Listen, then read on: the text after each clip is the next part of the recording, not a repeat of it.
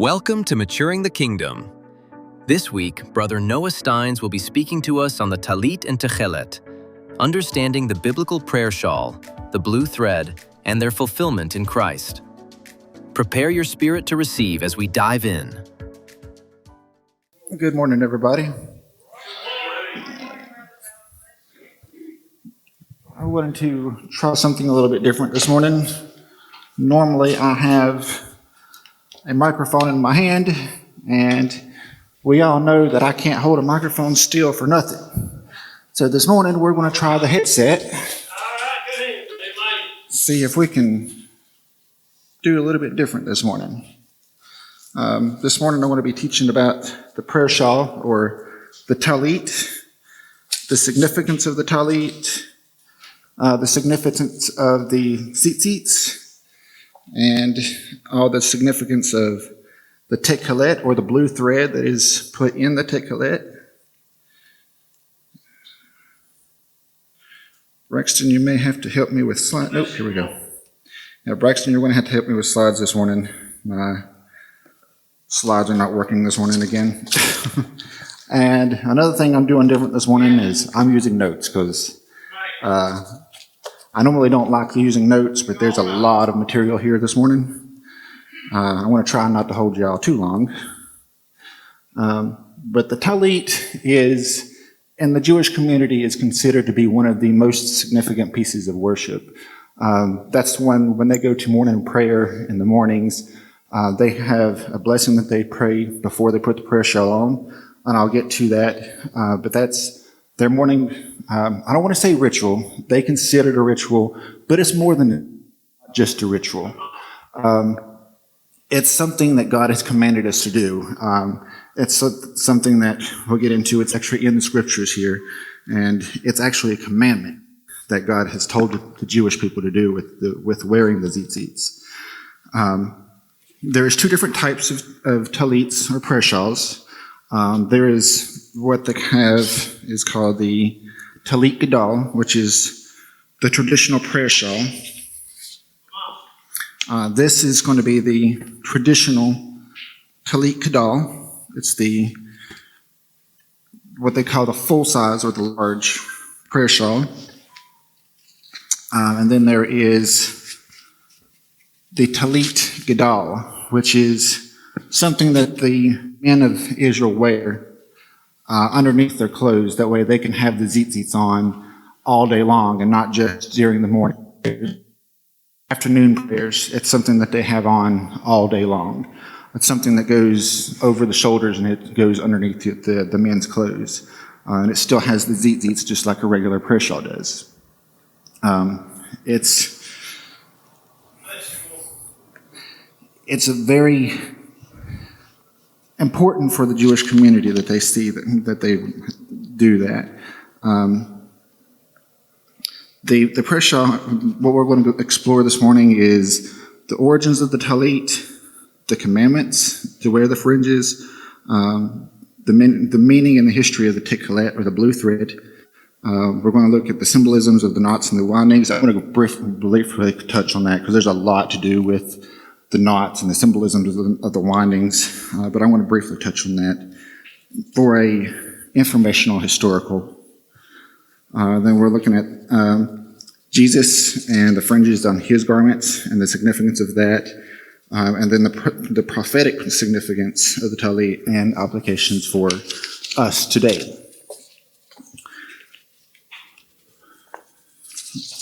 So our first scripture is going to be in Numbers 15, verses 37 through 41.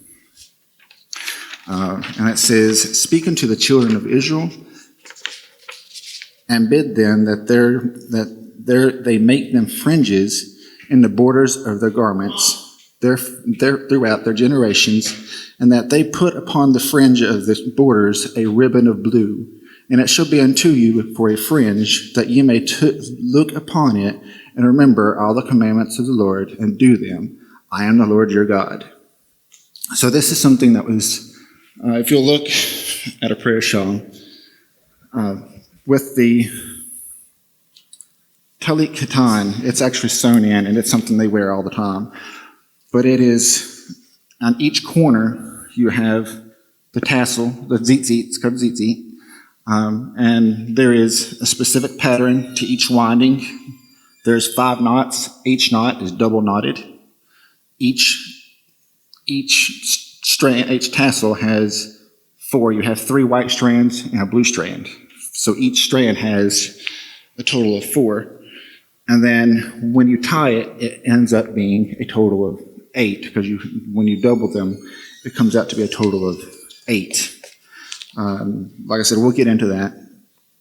The purpose of the fringes is to remember his commandments, to walk in his obedience, to live a holy life, and to distinguish himself as his people. A couple weeks ago, we presented our pastor with a prayer shawl. There is a lot of significance to that. It's a lot of, when a young man turns 13, he gets his first prayer shawl. And that is usually a prayer shawl that is passed down through generation to generation. It's usually the father that will give them their prayer shawl, and it'll be a prayer shawl that his father had been passed down to him. But if the father is not present, it'll be the rabbi of the temple or the tabernacle would have given the young man a prayer shawl.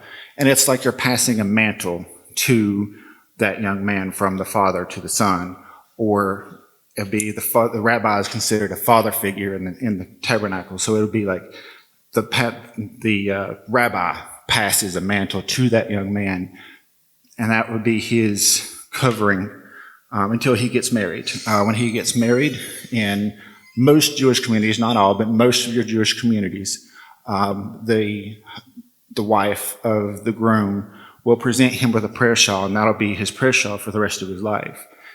When a Jewish man dies, they will bury him in his prayer shawl. It's an act of honor for that man to be buried in his prayer shawl.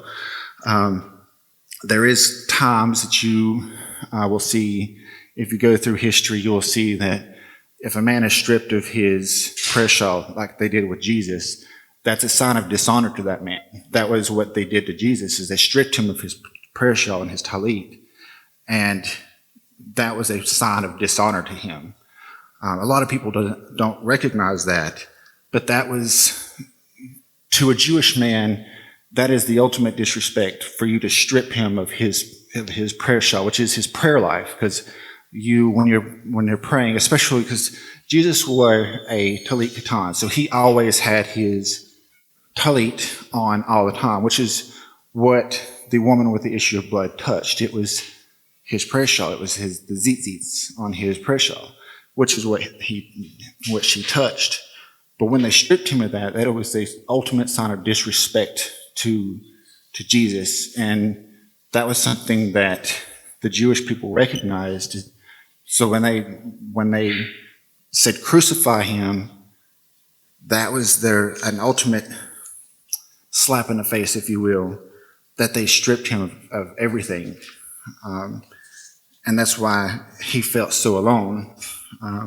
But not only that, when he was stripped of that, it was almost as if the presence of God left him, which it did, because God cannot condone sin, and all of the sins of the world fell upon Jesus. So when they took him that, and then the sin of the world fell upon him, God turned his back on Jesus, and that's why he said, my God, why hast thou forsaken me? Even though God didn't forsake him, because was his son, but he could not look upon him, because all the sins of the world, past, present, and future, fell upon Jesus' shoulders at that time.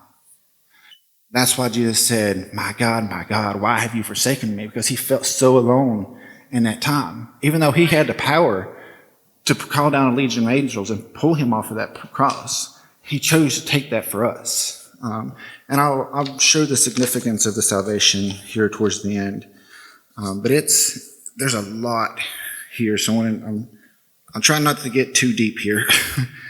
So we're going to go to Deuteronomy 22 and 12. And that says, thou shalt make the fringes upon the 4 quarters of the vesture. which goes back to what we started with at the beginning. So this is kind of a continuation, because in Numbers, it just says that you are to have fringes on your garment. But Deuteronomy takes it to where you're supposed to have the fringe on all four corners of the garment, not just fringes on the garment itself, but on all four corners. This symbolizes God's authority over the earth, that God's people were scattered to the four corners of the world, and that we completely surrender to God. Now I want to get over into the Tekhelet, or the blue thread. This is where a lot of the meat of what I'm going to teach you is the blue thread. The blue thread, or the Tekhelet. Tekhelet is the Jewish word for the color of the thread. It's like a sky blue. It's a really light blue. If you want to come up after the service, I can show you the color. It's a beautiful color. But it represents heaven, holiness, God's divine authority, and God's presence. In the Jewish community, they look at it as threefold. The color represents the sea. The sea represents the reflection of the sky. And the reflection of the sky makes us look up to see the throne of heaven, the throne of God. And then the throne of God leads our mind towards God's holy throne, reinforcing the duty to follow his commandments.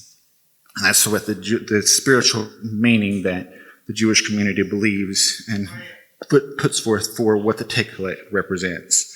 And this, back in Numbers, this is actually a command that God gave, is you were to have this blue thread in your tzitzits. And I never knew that until I started doing this study when I was asked to present Pastor Justin with his prayer shawl. I didn't understand the significance of the Tekhelet. I thought it was just something that had recently came into, but this is something that was even from the very beginning, back in Numbers, when Jesus first gave the commandment for the tzitzits, that blue thread was to be there. That blue thread was lost in the 7th century. The Roman government had started putting regulations on the dyes, and finally, as the years went by, the way that the Tekhelet was made and the process for making the Tekhelet was lost, and it was lost for several centuries up until the 20th century was when it was rediscovered.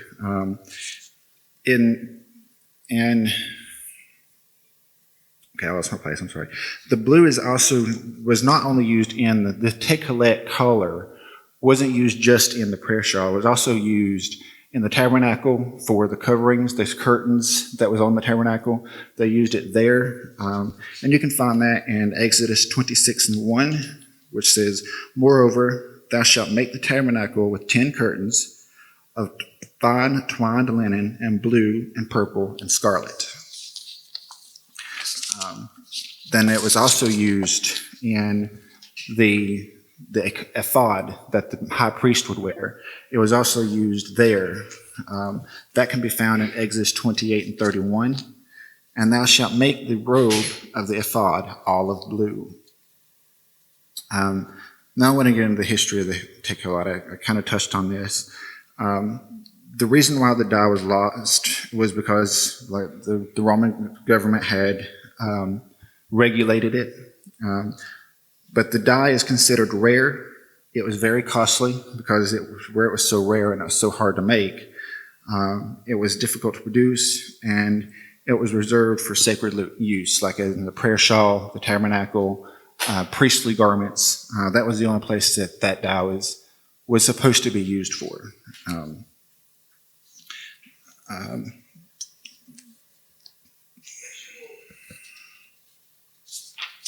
We'll skip that because it's unnecessary. So when it was rediscovered, there was 2 different rabbis that found.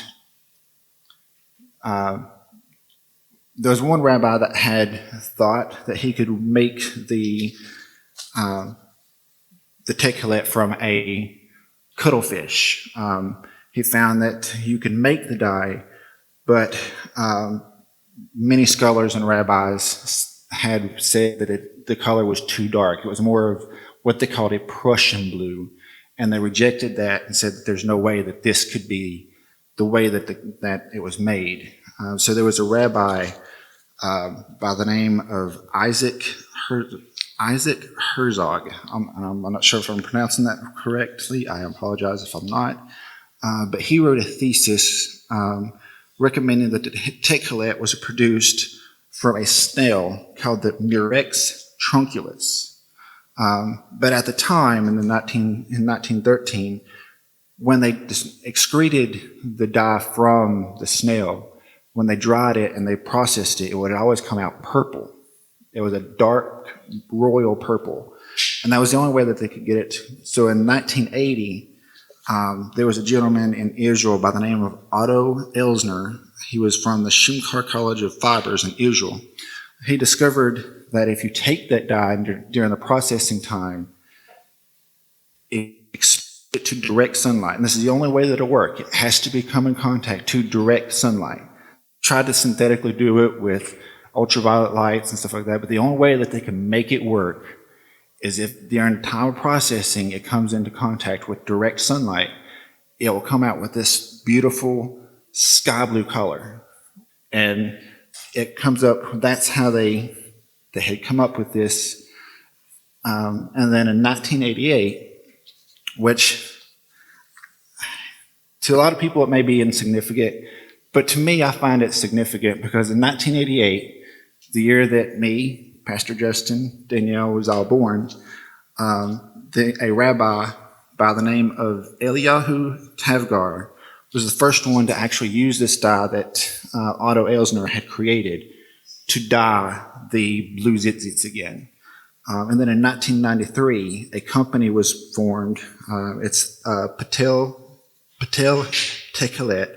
They are a nonprofit organization, and even to this day, they are the only company that is sanctioned by Israel, by the Jewish community, to make the Tekhelet. They're the only company that can create this dye, and that's where the Tekhelet dye comes from that they use to make the prayer shawls and the tzitzits today. There is other vendors that can make it, but the Jewish community will only purchase from this organization, the Patil Tekhelet. They are a nonprofit organization. Then we're going to go over to the knots, how the tzitzits are tied. Scripture commands while Scripture commands the fringes, the specific knot patterns were developed through Jewish tradition. The patterns became symbols of faith and covenant. There are two different types of patterns for the tzitzits. There is a third, but it's very rare and it's not used very often. But the two most common ones are the Ashkenazi pattern and the Sephardic pattern. The Ashkenazi pattern is 7, 8, 11, 13. So that's between each of the 5 knots, you have a double knot, then you have 7, a double knot, 8, a double knot, 11, a double knot, 13. Then that's the pattern that they use. Each one of the knots is considered to represent the Torah: Genesis, Exodus, Leviticus, Numbers, Deuteronomy. So people don't understand the symbolic of that because people just think, well, this is just something that you do. But there's a pattern to it, and all prayer shawls have one of these two patterns. The Talit, the one that the men wear, what's the name of that again? The katan, the Talit katan uses the Sephardic pattern because it's something that represents the name of God, Yahweh. The Ashkedash pattern, the way that the Ashkedash and why that's most commonly used is they use the 7, 8, and 11, which comes out to 26. 26 in Jewish corresponds to the name of God, Yahweh. And then 13 represents the Echad, or one. So when you add those two numbers together, 26 and 13, it equals 39, which represents the Shema, the Hear, O Israel, the Lord our God is one. 39 represents the Lord is one. And then the Messianic Jewish community take it even a step further, and they see the 39 as healing, because 39 was the number of stripes that Jesus took on his back. So 39 can represent healing. So the Messianic Jewish community see that you put your prayer shawl on, you are putting on a covering of healing. And then the Sephardic pattern is 10, 5, 6, 5. And the Jewish alphabet, 10 represents Yod, 5 is the Hey, 6 is the Vav, and then we go back to 5, which is the name of God, Yahweh, Yod Hey, Vav Hey. That was the representation of the Sephardic. And they don't have the symbolism of the Ashkenazi on the Talit Katan, because it's something that they wear every day. So they use the Sephardic to represent the name of God all the time. I reference the Shema in Deuteronomy 6 and 7, or 6 and 4. We all know what that is, so I'm just going to kind of skip over that. And then at the top of Talit, they call it the Atara. It's in Hebrew, Atara means crown. So it's the crown of the Talit. On the crown of the Talit, it's always adorned very nicely. It always has some sort of pattern. And then it also has an inscription on the top in Hebrew. That inscription is a prayer that is to be said every time you put on your prayer shawl. That prayer, I want to do the Hebrew. I want to try not to mess this up. Baruch atah Adonai Eloheinu melech haolam asher kadeshanu b'mitzvotov v'tzivanu lehitataf bet-zitzit. The translation is, Blessed are you, Lord our God, King of the universe, who has sanctified us with his commandments and commanded us to wrap ourselves in the fringes, or zitzit. The Talit as God's covering. Over time, the Talit became associated with prayer and worship. It became a symbol of God's protection, God's covenant, the reverence before God, and spiritual covering. This can be referenced in Psalms 91 and 4, and it says, He shall cover thee with his feathers, and under his wings shalt thou trust.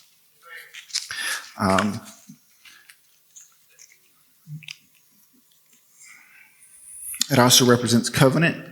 A garment spread over another person often symbolizes a covenant. So in Ruth 3 and 9, we see this. I want to use the King James Version and the ESV on this one because it kind of goes in that a little bit deeper. The King James Version says in Ruth 3 and 9, he asks, Boaz wakes up and he finds Boaz at his feet. And he says, Who are you? And she says, I am Ruth, I am thy maidservant. Spread therefore thy skirt over mine handmaid, for thou art my kinsman. The ESV, because it's a skirt, when we think of a skirt, we think of what a woman would wear. So if you look at the ESV version, it says, Spread your wings over me, over your servant, for you are a redeemer. The wings, when you put on your talit, and you have your talit on, and you spread your arms out, it represents wings. So when it says, so that's why I like the English Standard Version on this a little bit better, because it actually shows what they're referring to. It's not like a skirt like what a woman would wear. She was referring to his prayer shawl. She was saying, cover me with your prayer shawl, for I am your maidservant. You are my redeemer. With Jesus and the fringes, it says, Jesus lived according to the law and wore garments with fringes. One of the most remarkable miracles that is mentioned in Scripture involves the tzitzit. This is the story about the woman with the issue of blood, and this is in Matthew 9:20 through 22. The King James Version says, and behold, a woman which was diseased with an issue of blood 12 years came behind him and touched the hem of his garment. For she said within herself, if I may but touch the garment, I shall be made whole. The ESV takes it a little bit further, and it shows what they were referring here, because a lot of people don't understand what the hem of the garment was. They think, oh, he just touched the hem of his garment, but it was deeper than that. The ESV says, and behold, a woman who had suffered from a discharge of blood for 12 years came up behind him and touched the fringe of his garment. She touched the tzitzits. She didn't physically touch Jesus' garments, because these hang down a little bit further. So that was why she was able to do that, because she didn't physically, because if you touch someone with the issue of blood that's mentioned here, you were considered unclean. So by her touching just the fringe, she didn't touch Jesus himself. So Jesus wasn't unclean. That's what this represents. So a lot of people think, well, she just touched his garments, Jesus was unclean. No, he wasn't. Because this wasn't physically touching Jesus. This is as I mentioned later on here, this is an extremity of the garment. It's an extension of the garment. It's not actually physically touching the person that's wearing it. So a lot of people misunderstand that. Well, they think, well, she touched Jesus. Jesus was unclean at that point. But if you look at it deeper and you go to a different version, like the English Standard Version, it shows you exactly what she touched.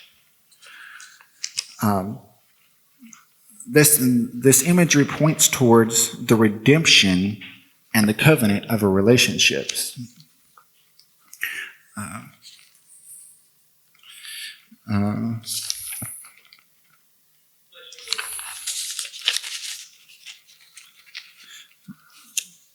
Okay, the wing. As I was going with the healing in his wings, the miracle may connect to a This miracle connects to a messianic prophecy, as we see in Malachi 4:2. I don't have this completely on my paper, so I'm going to go over here and read from here. It says, but unto you that fear my name shall the Son of Righteousness arise with healing in his wings, and ye shall go forth and grow up as calves of the stall. If you'll notice this right here, it's S-U-N, not S-O-N. I didn't notice that until last night. I've never noticed that before.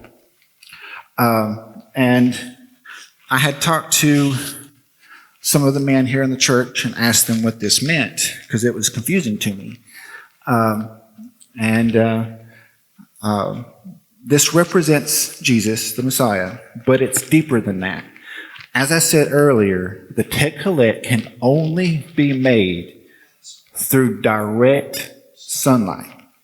So the sun here, the sun represents light. So it's saying, but unto you that fear my name, the light of righteousness arise with healing in his wings. So God is making you his Tekhelet. I just seen that this morning, because I was like, because even after I talked to the men here, it's like it still didn't really click with me. It's like, I understand this represents Jesus and it represents the Messiah, but why did they use S-U-N instead of S-O-N? Then I was like, wait a minute, the Tekhelet. That's the only way you can make the Tekhelet. You have to have sunlight. So if you have to have Tekhelet to make sunlight, And Jesus, there's healings in the wings. That's what she touched. She touched the tzitzits. That's the only thing. So she touched the wings. She touched the tzitzit of his garment. The only way you can make this blue thread is sunlight. So that was something that was revealed to me just this morning.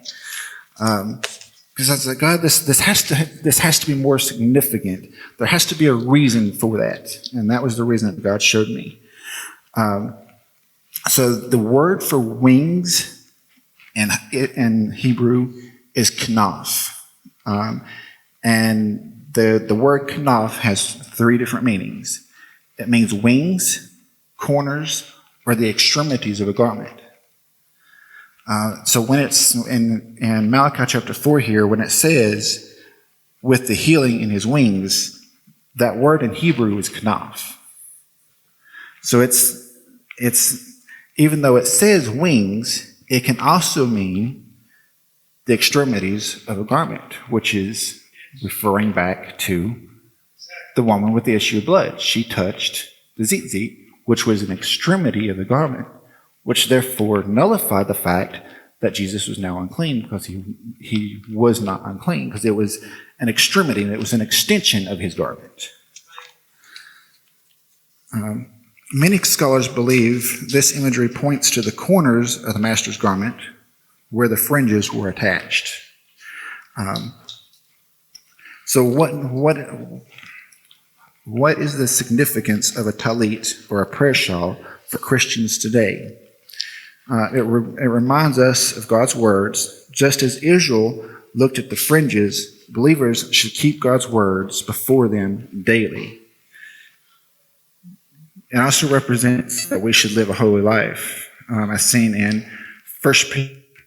I did not update this. This is not the verse I wanted to use. Braxton, bring up that verse in Matthew. There should be a verse there from Matthew. I think it's Matthew chapter 5.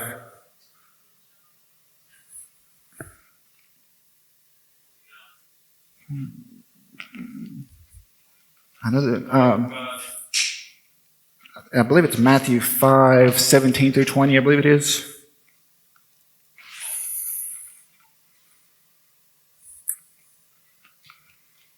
I thought I had this in my paper, but I'm not sure what happened there, why it's not.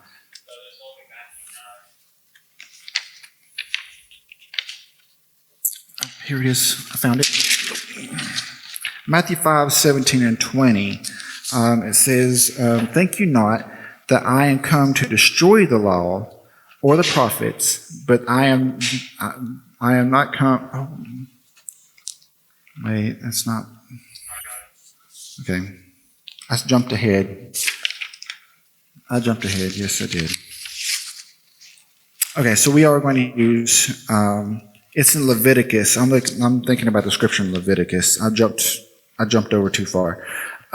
It's in Leviticus, Braxton. I'm sorry. It says, for I am the Lord your God. Ye shall therefore sanctify yourselves, and ye shall be holy, for I am holy. Well, Peter goes on in 1 Peter chapter 1, verses 15 and 16. And I did not write this down. So 1 Peter chapter 1, verse 15 and 16. But as ye which hath called you is holy, so be ye holy in all manner of conversation, because it is written, be ye holy, for I am holy. But I didn't want to just read that because it says, because it is written. Well, where was it written at? It was written right there in Leviticus. That's where that's referring to.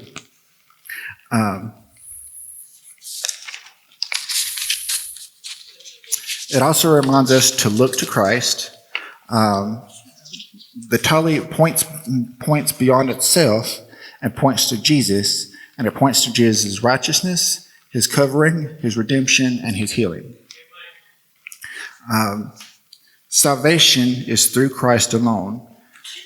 This is where I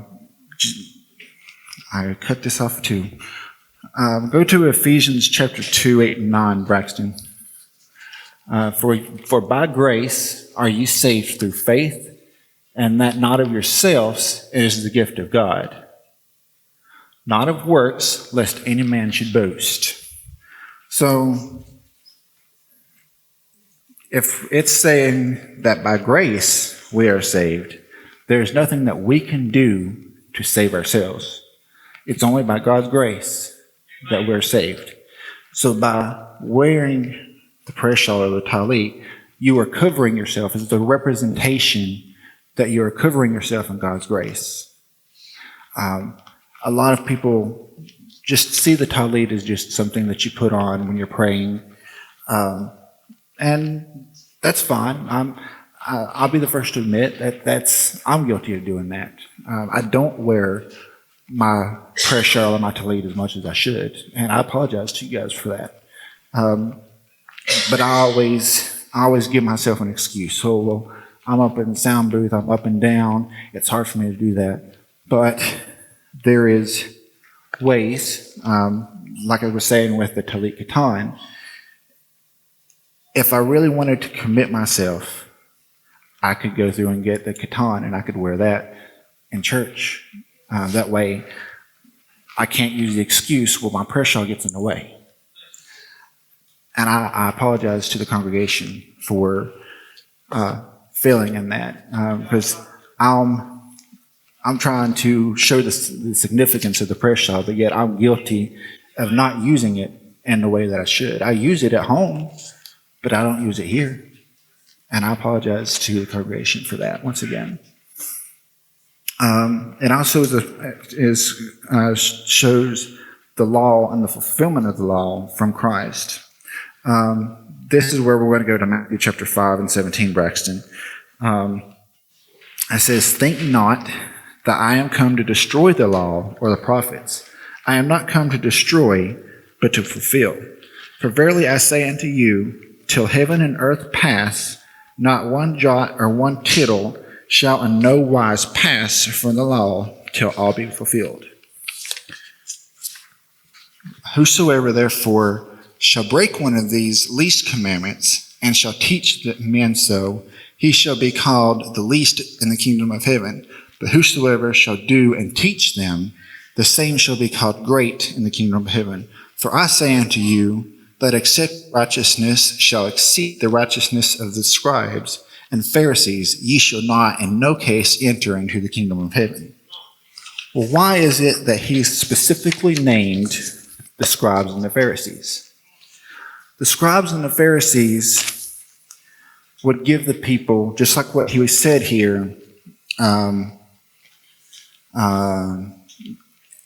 therefore, any that shall break one of these least commandments and shall teach men so, he shall be called the least in the kingdom.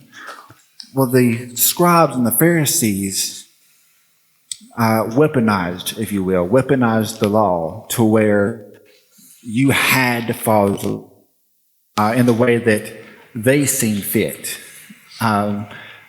So they would give people their interpretation of the law. So then you have, it says, but whosoever shall do and teach them, the same shall be called great in the kingdom of heaven. So if you teach people the way God had originally, so that's why he specifically pointed out the scribes and the Pharisees, because they were not following they were following their own laws and giving man their laws instead of giving them God's laws. So that's why he specifically, that's why I believe that's why he's specifically called out the scribes and the Pharisees. And it says that you must exceed their righteousness, because they considered themselves righteous. They considered themselves as they were great in God's eyes. But if you go through and you read the Gospels, Jesus points out several times that they were not righteous, and he would always correct them in a roundabout way. So that's why I believe that's why he had said that we must exceed their righteousness. and there in no case that if you can't exceed their righteousness, that you're not going to enter the kingdom of heaven. So to me, he's specifically saying, it was kind of a jab at the scribes and the Pharisees. He's saying, hey, you're not doing what I told you to do. You're not going to make it into my kingdom. And in a roundabout way, he was at them without specifically saying, hey, you're not going to make it. So in conclusion, the Talit, the Tzitzit, and the Tekhelet are tangible reminders of God's covenant with Israel.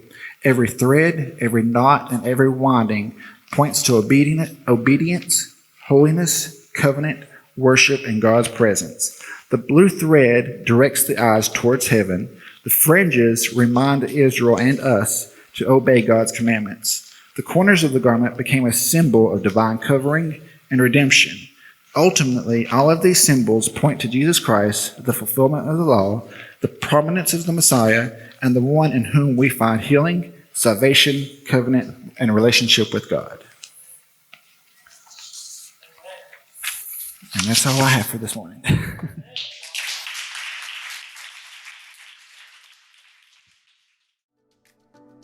Thank you for joining us for Maturing the Kingdom. We hope this message with Brother Noah Stines has blessed you this week. We would love for you to join us for one of our services in person. Our address is 201 South Center Street, Hildebrand, North Carolina. Our service times are Sunday 10 a.m., Sunday School, 11 a.m., Worship Service, and Thursday 7 p.m. God bless you, and we hope you will join us again next week for Maturing the Kingdom.